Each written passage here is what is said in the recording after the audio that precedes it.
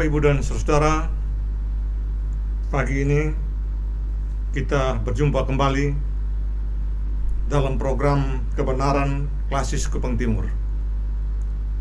Karena itu, sebelum kita memulai, kita akan berdoa. Mari kita berdoa. Ya Tuhan, kami bersyukur karena hari ini di tempat ini Tuhan kembali hadir dengan kekuatan kebenaran firman-Mu. Beri kami hikmat untuk mampu mengerti dan menjadi firman yang kami dengar sebagai pedoman untuk kami lakukan seluruh tugas dan tanggung jawab kami dengan benar ya Tuhan.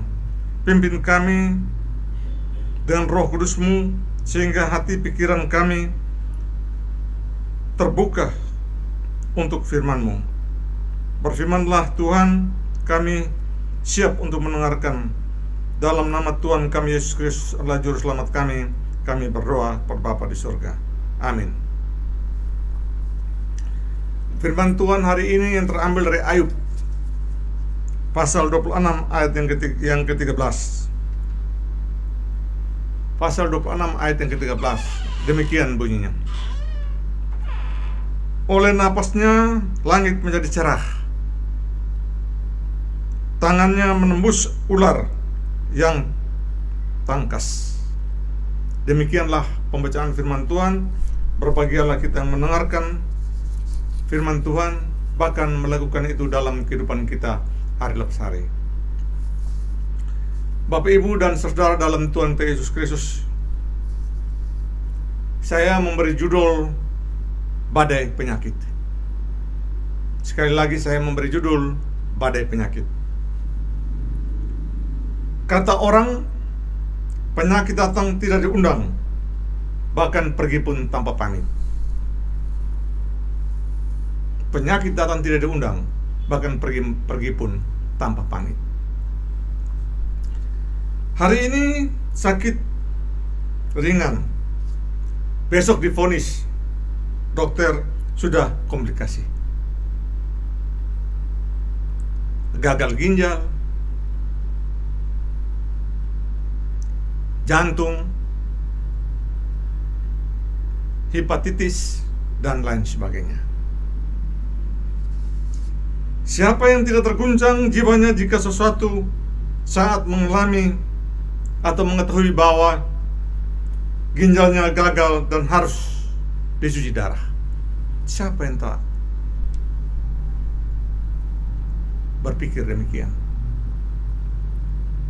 Betapa beratnya perasaan seorang wanita bila dia mengetahui dirinya terserang kanker payudara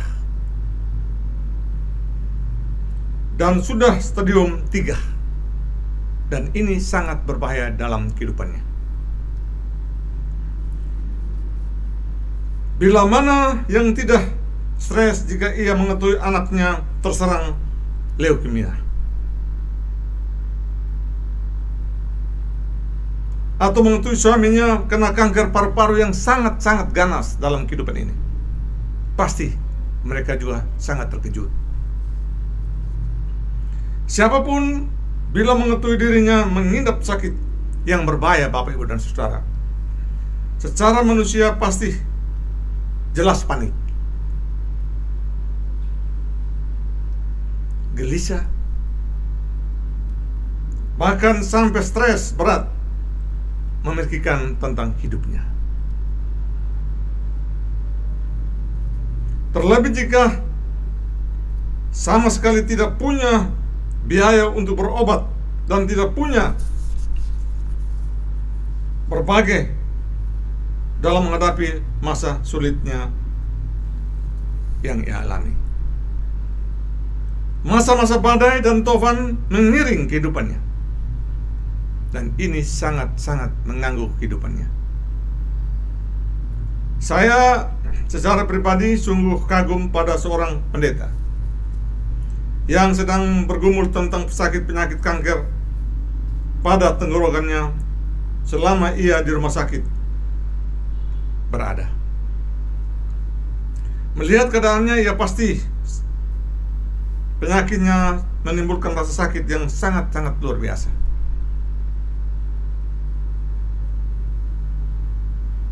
Namun pendeta tersebut tidak pernah mengeluh tentang sakitnya.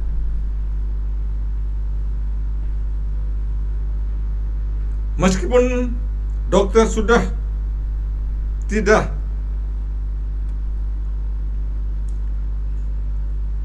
tenang melihat sakitnya itu sendiri,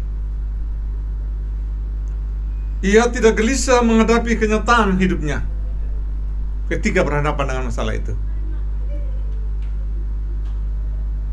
Ia tersenyum pada setiap orang yang mengunjunginya.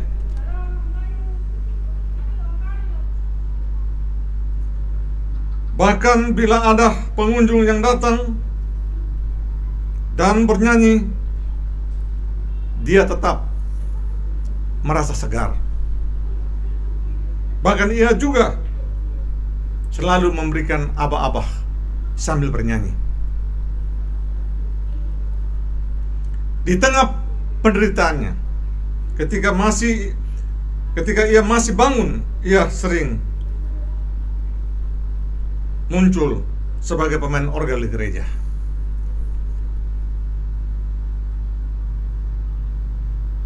Pemain orgel di gereja, bahkan di rumah sakit. Ia mengiringi lagu-lagu yang dinyanyikan. Ia sungguh luar biasa, sungguh mengagumkan.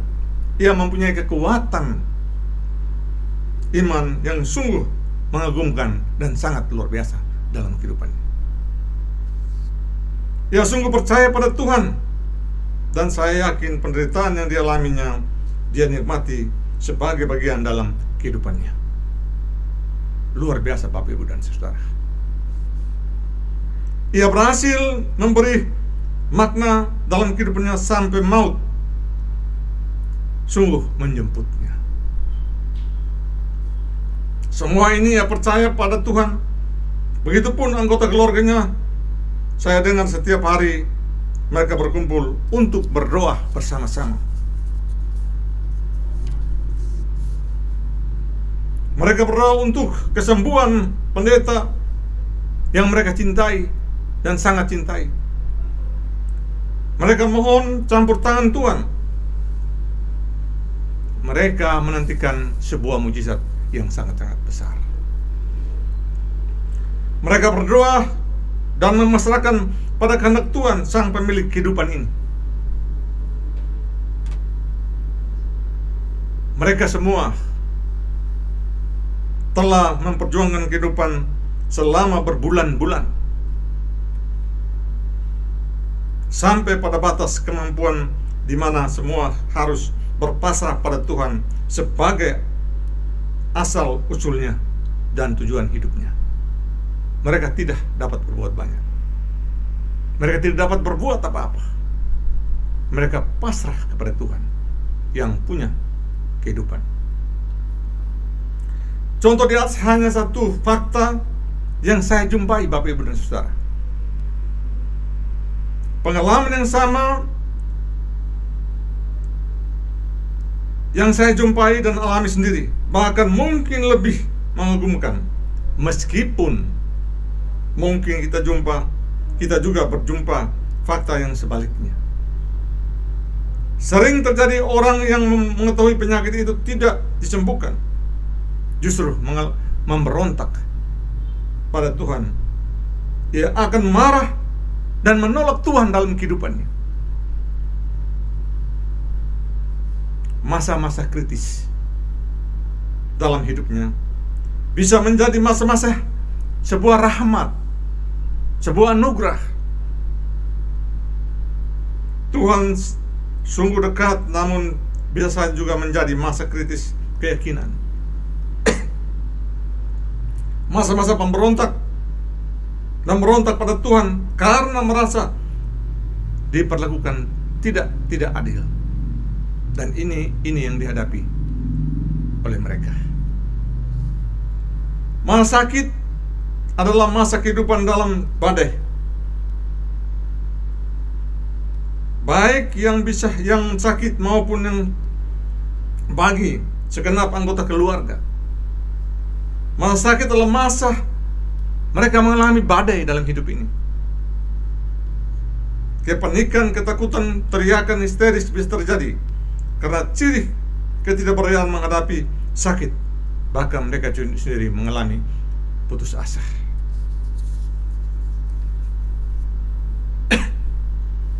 Penyakit biasanya menimbulkan krisis iman bila tidak membiasakan diri untuk mau menerima dan menyenangkan hati.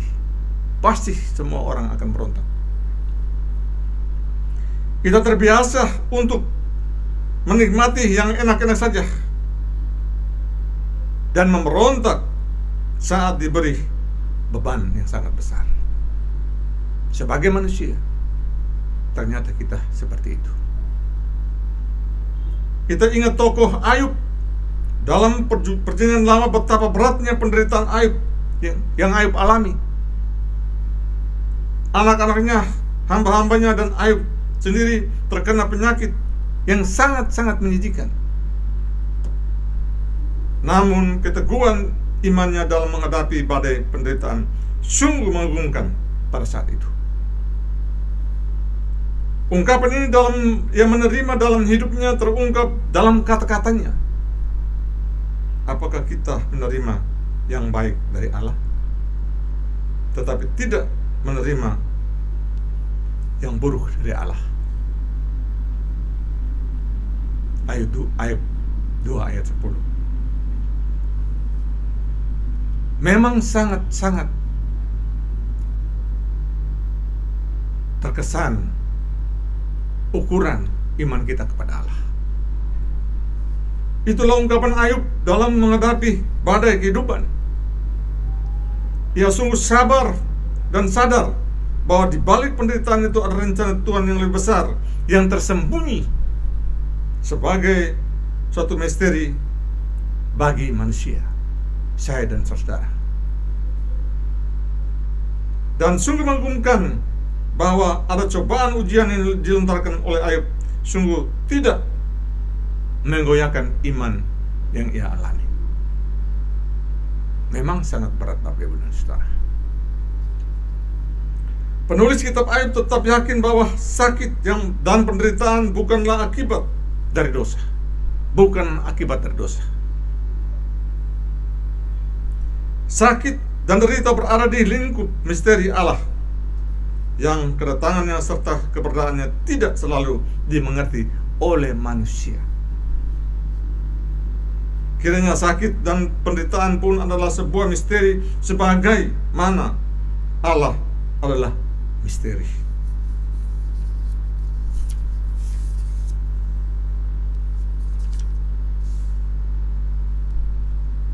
Bapak, Ibu, dan saudara dalam Tuhan kita Yesus Kristus,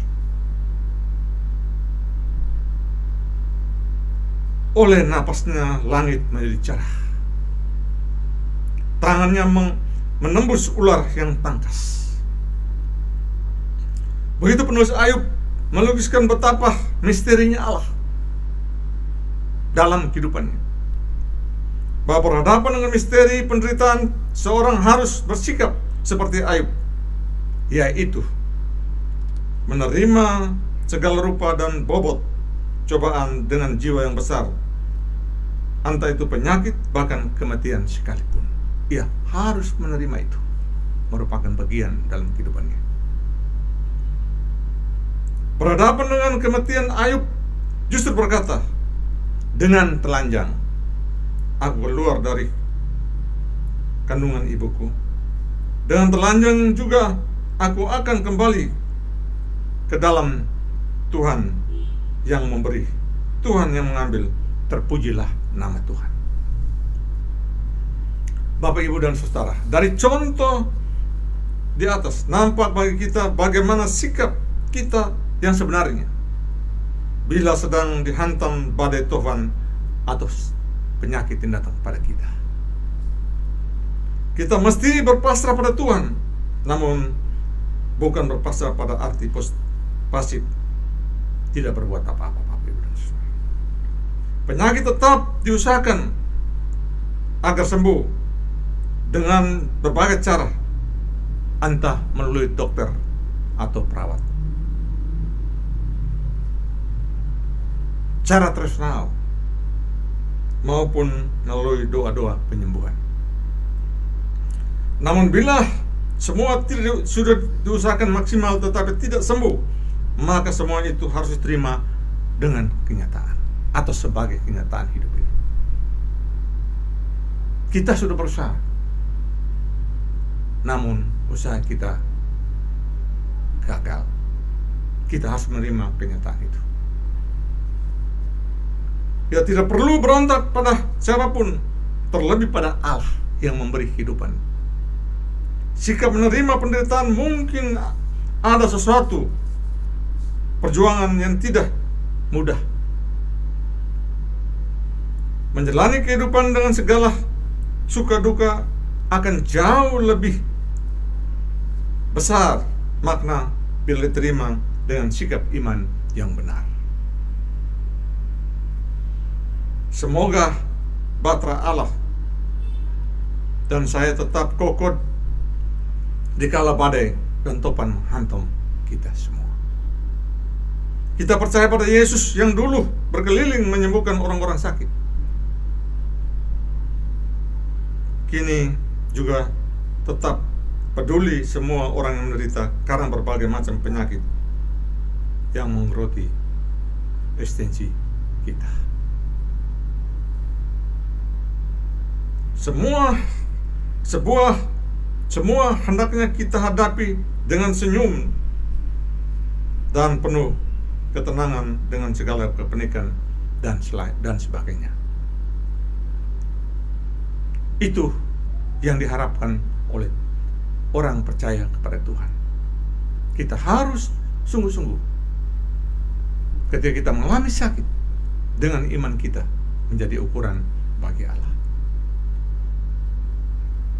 Seperti juga terjadi ketika perempuan yang sakit pendarahan. Sudah kemana-mana tidak sembuh, tapi begitu bertemu Yesus, dia katakan, asal ku jama jumbai jubah Yesus, asal sonto sah jubahnya, pasti ia sembuh. Pada saat itu bertemu Yesus, dia sonto jubah Yesus, dia sembuh. Tapi Yesus tidak biarkan dia pergi begitu saja. Yesus katakan demikian, teguhkanlah imanmu, hai anakku, karena imanmu telah menyelamatkan engkau. Dengan iman itu menjadi ukuran bagi saya dan saudara. Amin. Bapak, Ibu, dan saudara dalam Tuhan Yesus Kristus, mari kita bersama-sama berdoa. Kita berdoa. Ya Tuhan, ya Allah kami, hari ini kami telah menyampaikan firman-Mu atau sabda-Mu. Sabda-Mu merupakan pelita bagi kehidupan kami. Biarlah sabda-Mu yang kami dengar menyangkut Ayub.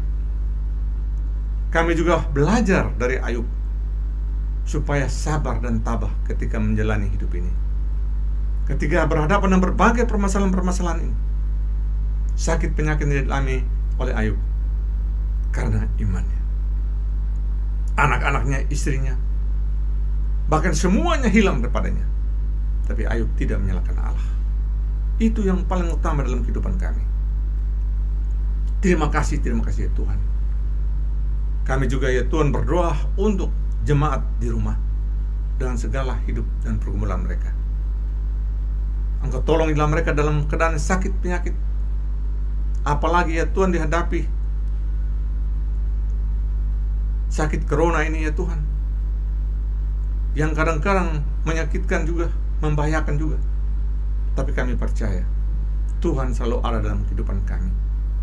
Berkatilah seluruh jemaat yang mendengarkan firman Tuhan, sehingga dengan firman ini juga menguatkan mereka, agar mereka sungguh-sungguh dalam keadaan apa saja datang kepadamu, karena Engkaulah satu-satunya tempat mereka pindah.